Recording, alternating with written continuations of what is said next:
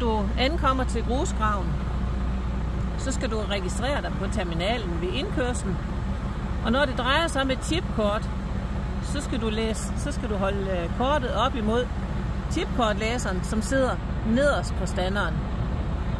Hver dag, når du starter på en ny opgave, så skal du starte med at trykke nye data, fordi det, der kommer frem på skærmen, det er det, du har kørt sidst.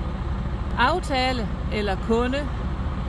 Hvis du kører for KRT, så er det KRT, det drejer sig om, og du kan søge ved hjælp af tastaturet KRT ind og trykker Enter for at søge, og det kommer frem i bjælken, og så trykker du på bjælken og vælger kunden.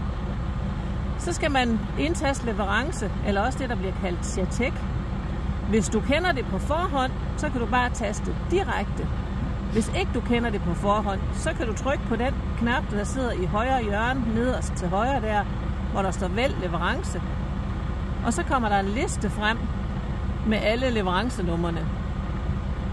I det her tilfælde, der kender vi godt CHATEC-nummeret, så det taster vi.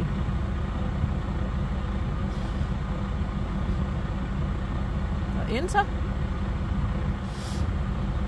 Så bliver vi spurgt om, hvilken vare det er, vi skal have.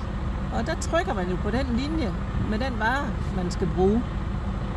Så bliver du spurgt om et bookingnummer. Det gør man ved nogle af leverancerne. Det har du fået på din køreseddel, og det skal du taste nu.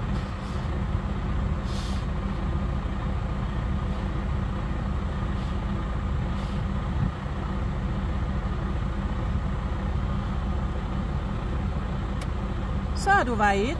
Nu er du registreret med, hvad det er, for en leverance, du kører på, hvilken kunde du skal ud til, og hvad dit bookingnummer hedder.